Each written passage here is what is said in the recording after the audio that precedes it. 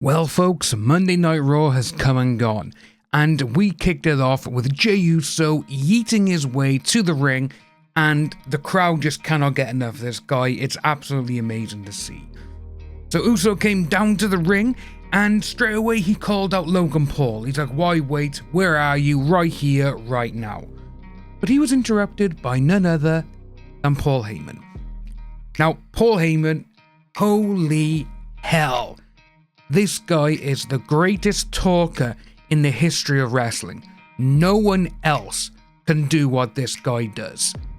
Obviously, he came down and he actually justified why he turned on CM Punk, why he turned on Roman Reigns, and why he aligned himself with Seth Rollins at WrestleMania. Then he had turned his attention to Jey Uso, saying, "You're out here saying you turned your back on my family," even though Jey Uso did it before Paul Heyman, which is very, very true. But then he said that Bron Breakker is just phase 1. Phase 2 is Seth Rollins acquiring the World Heavyweight Championship because he wants the control and the power of what that belt does. But with this, Heyman then looked at him and said, "Right, I want the visionary, Seth Rollins, to take on main event heavyweight champion Jey Uso later that night." Uso was like, "Yeah, let's do it." And with this whole thing, you can just see why Heyman, he is the greatest talker in this history of this sport. He's the greatest mind in this sport ever as well. Much so more than, than McMahon and all those other ones. Mostly because Paul Heyman lives and breathes wrestling. He sees the evolution of where the business is going to be, not in 2 years, not in 5 years, but in 10 years down the road. He knows exactly where it's going. And again, we have seen Paul Heyman take CM Punk, Roman Reigns, all these people under his wing, Brock Lesnar from the very beginning. And he turned them into superstars because he knows exactly how the wrestling fan's mind works. But with this though, it was just so good. And like we said, later in the show, we had Jey Uso against Seth Rollins for the title. But after this explosive opener though, we went straight into our first match, which was one of my favourite wrestlers of all time, Penta, taking on JD McDonough. Now obviously McDonough has just come back. He had his first match last week after being on the sidelines with a punctured lung and a broken rib, which, to come back as fast as this guy has, is incredible. How he continued to wrestle with a punctured lung as well, oof. Every single time that guy took a bump when that happened, it was like, this could kill him, this could kill him, this could kill him. The guy even did a moonsault, for God's sake, But yes, obviously Penta and JD, great match. Obviously when JD came down to the ring, he did have Carlito and Finn Balor, and we knew exactly how this was going to unfold. Finn and Carlito were going to get involved, and somehow Penta's going to get screwed over. Well, it kind of went that way. We actually had Penta take out Carlito and Finn, but the ref saw Finn do something and he was ejected from ringside back into the locker rooms. But while this was going on, when Penta was on the top rope, Chad Gable got involved.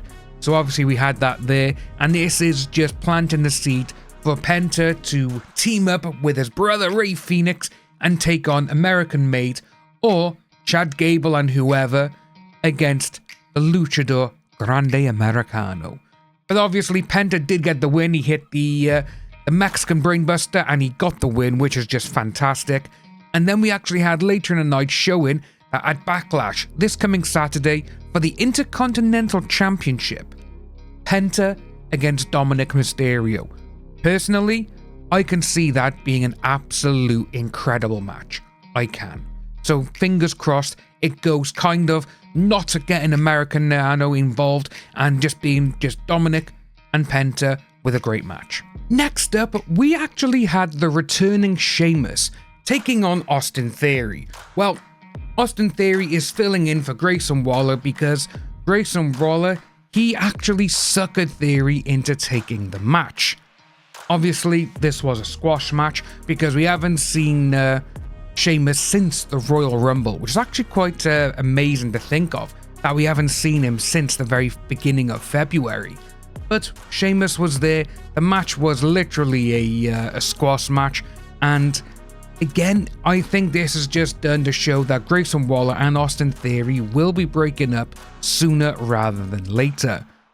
But with this, I'm not too sure if the WWE Universe is going to be able to have Theory as a babyface, because over the last couple of years, Theory has been in and out of being a heel, being a babyface, just sort of in the middle, excuse me. And obviously we saw it at WrestleMania 39 when Kevin Owens was against Austin, and Austin got involved with Vince McMahon and the Pat McAfee thing and stunned everyone. And Theory has kind of gone on the other side now, like, oh, me and Grayson Waller, we're a tag team. We're not really a heel. People don't like us, but we're not meant to be a bad guy or a good guy. We're just here. That's what it was. But I do think this will actually be good for both of them, because they are both great workers.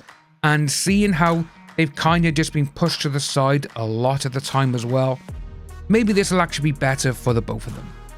Next up on the Raw card, we actually had Becky Lynch come on out, and first of all, she was just saying that obviously she took out Bayley, and that was taking out the garbage. Then she took out the recycling, which is Lyra Valkyria. And she was just going on and saying that Lyra's success is all due to me. She's copied me, she's done this, she's done that. But the best aspect of all of this was actually, in fact, that Becky, she was just going one-on-one with the crowd, which was great to see. You know, the crowd were booing her like anything, and she's like, why are you booing me? I took out the garbage. You should all be thanking me. She brought up WrestleMania, and that when her music hit and you went to the crowd, there was a lady crying. She went, a woman was even crying tears of joy because I was back. And when she called Lyra that she was just recycled garbage, obviously, she came on out. With Lyra now and Becky face to face in the ring, she was just there saying, yes, you did make the path for all women who are wrestling now. You are the best, you are the greatest, you've done this. But I've defended the Intercontinental Championship more times than you've come to work this year. And with that one, that was like, oh, that was a bit of a stinger. That must have been a bit, ooh, right, okay, it's gonna get a little bit juicy here. And that's exactly what happened. They went back and forth, and this was just one segment which to me, it showed that Lyra can handle being on the mic with some of the best people in the business. Becky is just so good on that microphone. She can make anyone happy, angry. She can make everyone turn at the drop of a hat to be against her, and that is exactly what I'd like. And to be honest with you, because obviously this segment ended with these two having a brawl, I could see their match at Backlash this Saturday being something special. I really can. And I cannot wait for it. Next up for me was my match of the night. Again, when Io Sky is in the ring, she is just incredible.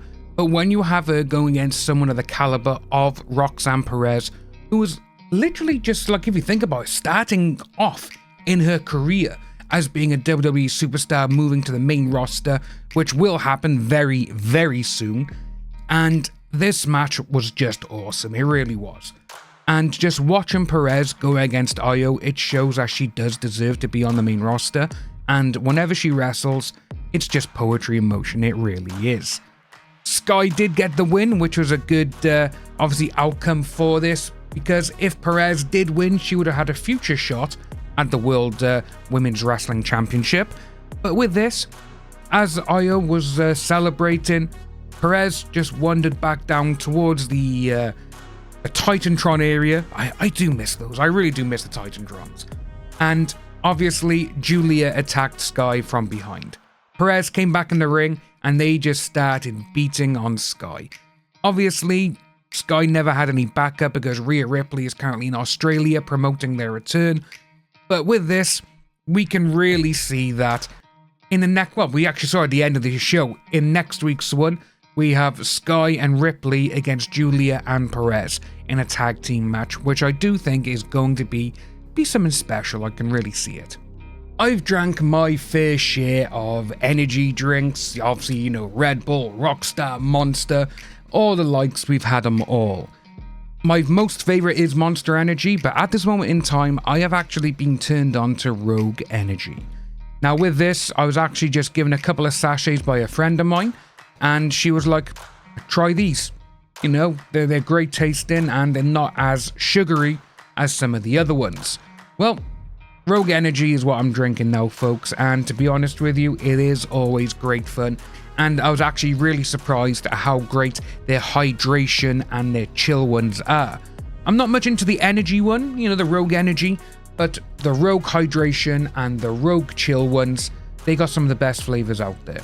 If you want to give it a try, you can actually sign up for a free tester. You will actually have to pay the postage and packaging note, which again, depending on where you are in the world, it can be anywhere from $6 to $12. And with that, you obviously get a shaker and you can choose 5 different flavors of the hydration, chill, or the energy. Link below, folks. Give it a go if you fancy it. Let us know if you like it or not. Now back to the show. After this, we went straight into Rusev dominating Otis. And holy hell, man. Rusev, you didn't have to do my boy Otis this bad. Rusev is just on a warpath and he is taking out anyone in his way. And this was another squash match beyond a squash match. We did think Otis was going to get a little bit of offensive in, which he did. He did suplex Rusev over him onto the announce table, and then he got up and he threw him into the steel steps. But that was it. That was just the gist of what Otis had. And Rusev just dominated, and he wouldn't actually let go of the camel clutch, that's what I call it anyway, until Adam Pearce came out and said, you gotta stop, get off him now. And that's what happened.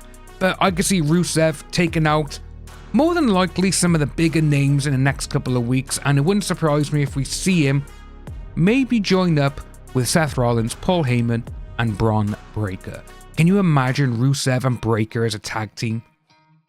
Domination beyond domination. After that dominance by Rusev, we went straight into Pat McAfee and Gunther doing a face-to-face. Again, this was another fantastic segment, and Pat McAfee is showing some great skills on the mic. Now, we know how good of a talker Pat is, because if anyone watches his Pat McAfee show knows that the guy, he's just got the wit and the fast pace to keep jokes coming, just to keep the interview just make it more exciting and engaging, and to keep people enthralled in what's going on. But with this one, Pat actually brought up a reference to Walter, and then he actually said that Gunther doesn't see wrestling as a dream anymore. He sees it as a job, and that he's lost his fire, and that he's gone soft because of probably outside adventures where he's actually not focused on the ring as much as he used to be. And obviously, in his tenure so far at WWE, for about 80% of his time here, he's been a champion. But now, he tapped out. He's got nothing. He's gone soft. But with this though, Gunther, he said one thing, and it was at the end when I gotta read it. On Saturday, only by the grace of God will I lift my arms off your throat. Now with that there, that's the only thing he said, and then he just left the ring. Now obviously we're not going to see a 5-star WrestleMania caliber type of match between these two at Backlash. It's going to be fun and interesting to see what type of match they do, but I really do hope they add in some kind of stipulation. We got 4 days now until Backlash, because these two, it's not going to be like a wrestling sort of match. It's more than likely going to be a brawl, and to be honest with you, this would actually be better if it was a street fight or a no DQ match. That's where I think they've kind of gone wrong with not making that, mostly because, well, for one, it's Pat McAfee. You know, he's not exactly a big wrestling caliber type of person. He's going to be there and he's just going to fight, and, you know, we may see a little bit of like a Lion's Den type of match, where you got a brawler against an actual wrestler. But I am looking forward to it. Obviously, now we come to our main event of the evening, which was Seth Rollins taking on World Heavyweight Champion Jey Uso. Now, with this, throughout the night, we have seen Heyman with Breakker and with Rollins, and how they're saying by night's end, the Heavyweight Wrestling Championship, is going to be around the waist of the Visionary. Well, the match didn't go their way. First of all, the match was absolutely incredible. It was just below Io Sky and Roxanne Perez for me, and seeing how that these two can have this caliber of a match on Raw. There should have been a Backlash or another PPE. It should have been there because it is just so damn good. But with this though, we did actually have Rollins obviously taking up the upper hand the majority of the match. Uso started fighting back, but there was actually a well-timed interruption, I should say, by Sami Zayn. And obviously Sami Zayn got taken out by one hell of a beastie spear by Bron Breakker. Well, that happened, and that was just the beginning, as CM Punk made his return and he had a chair and he just took out everyone.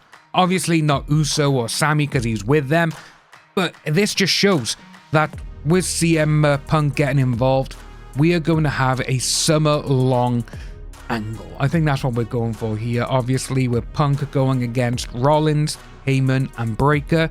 Hell, you may even get Jey Uso and Sami Zayn involved in the six-man tag, and they'll choose someone else, like Logan Paul, for example, could be the person to take over from Heyman's spot if they do have a six-man tag.